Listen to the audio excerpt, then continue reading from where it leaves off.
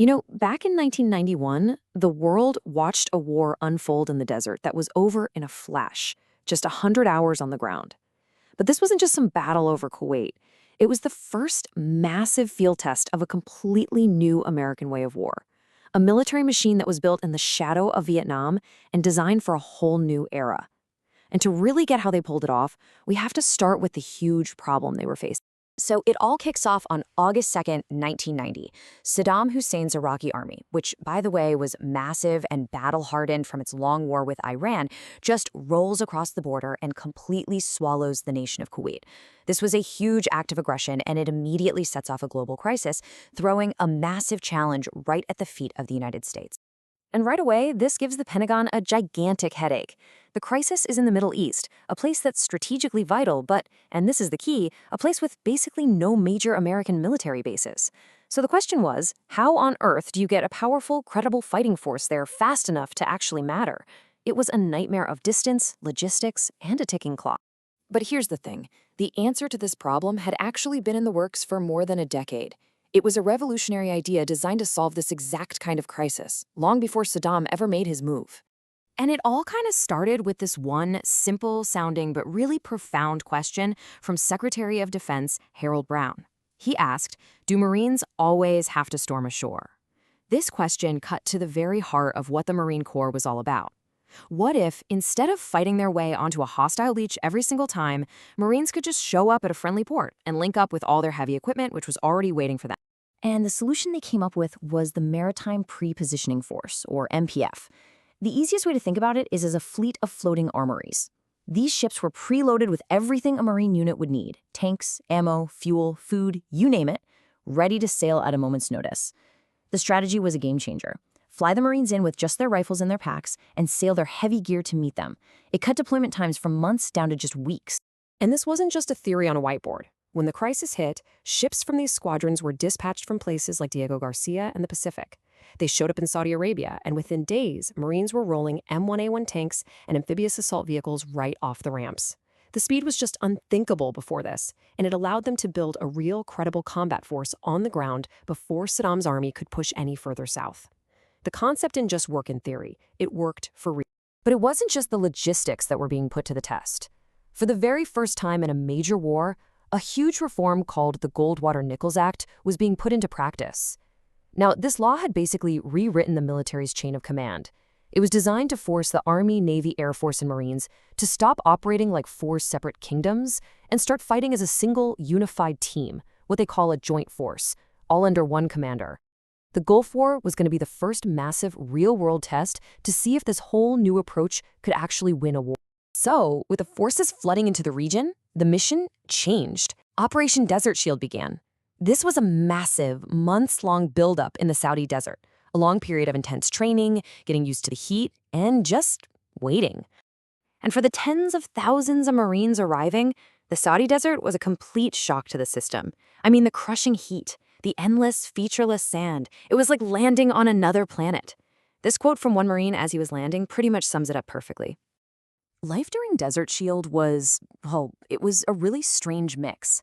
On the one hand, you've got this grueling, relentless training under the desert sun, getting ready for what could be the fight of your life. And then on the other hand, you have these totally surreal moments of downtime, like watching comedian Jay Leno do a stand-up routine in the absolute middle of nowhere. It was a time of incredible focus, but also just profound boredom. And so for nearly 6 long months, this massive international force just grew and grew.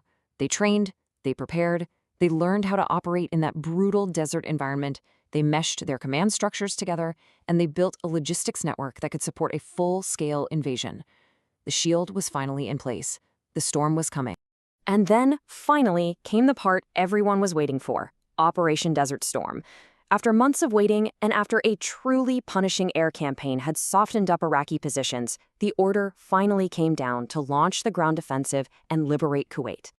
You can only imagine the pressure on the commanders. This quote from Lieutenant General Walter Boomer, who was the top Marine commander, is just incredibly raw and powerful.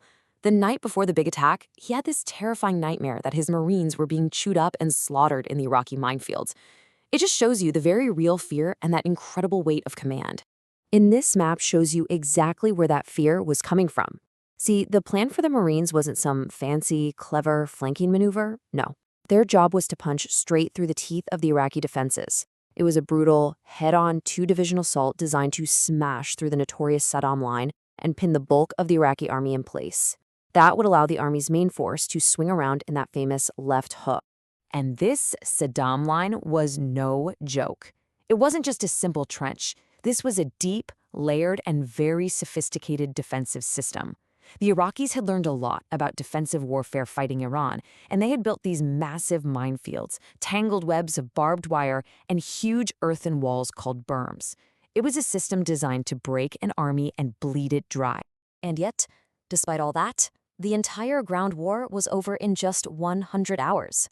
The speed and the sheer ferocity of the coalition attack, with the Marines blasting through that Saddam line, just completely shattered the Iraqi army. The result was an almost total collapse of the Iraqi will to fight. As the Marine and Army units pushed forward, they weren't met with stiff resistance. They were met with waves of surrendering soldiers. They took tens of thousands of prisoners, so many, in fact, that they often had trouble just processing them all. The battlefield was just a graveyard of the Iraqi war machine. This image of a destroyed T-55 tank just sitting abandoned in its defensive position, it became one of the lasting symbols of the war. A perfect picture of a massive army that was just decisively and completely defeated. But amidst all that destruction, the ultimate goal was achieved. This picture of Kuwaiti citizens celebrating in the streets with coalition troops really shows the whole point of the campaign. Kuwait was free. So, why does this short, decisive war still matter so much today? Well, because its legacy completely reshaped the American military and its place in the world for the next 30 years. So when you look back, the war's importance is crystal clear. First, it proved that that huge bet on the maritime prepositioning force paid off, big time. Second, it proved that the whole joint warfare idea actually worked. The different branches really could fight as one powerful team. And maybe most critically, it was a massive victory with stunningly low coalition casualties. And that completely changed the American public's perception of the military after the long, painful shadow of Vietnam. And this last point is so crucial. The veterans who came home from the Gulf were absolutely shocked by the reception they got. Instead of the anger and division that had marked the Vietnam era, they came home to yellow ribbons, to parades, to this massive, nationwide outpouring of support. In many ways, it was a hearing moment for both the country and the military. And all of this leaves us with one final big question. The Gulf War proved that a new American way of war, high-tech, low-casualty, swift, and decisive, was overwhelmingly effective. It created this powerful image of military dominance. But how would that very success, and the confidence that came with it, go on to shape America's decisions in all the conflicts that were still to come?